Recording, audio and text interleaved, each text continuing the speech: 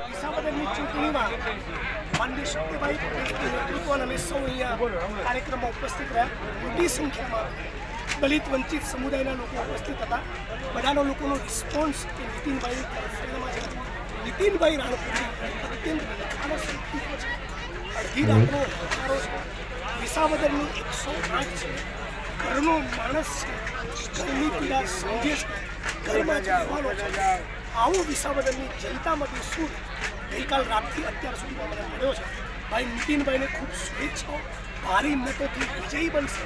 અને છેલ્લે વિસાવદરના ઓબીસી મુસ્લિમ દલિત અને વંચિત વર્ગોને એટલું કહેવા માંગુ છું કે ભારતીય જનતા પાર્ટીને આમ આદમી પાર્ટી એ એક તકો પણ તમારા આત્મસન્માનની લડાઈ નથી, લડવાના નથી.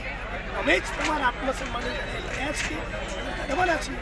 અને દલિત ઓબીસી મુસ્લિમ વંચિત વર્ગોનો એક વોટ કોંગ્રેસ પાર્ટીને પંજાના નિશાન પર નીતિનભાઈને મળે. અને નીતિનભાઈ જેવું સરળ વ્યક્તિત્વ મારી સાથે ગુજરાતની વિધાનસભાનો બંધ સ્વભાવે એટલી આશા અપેક્ષા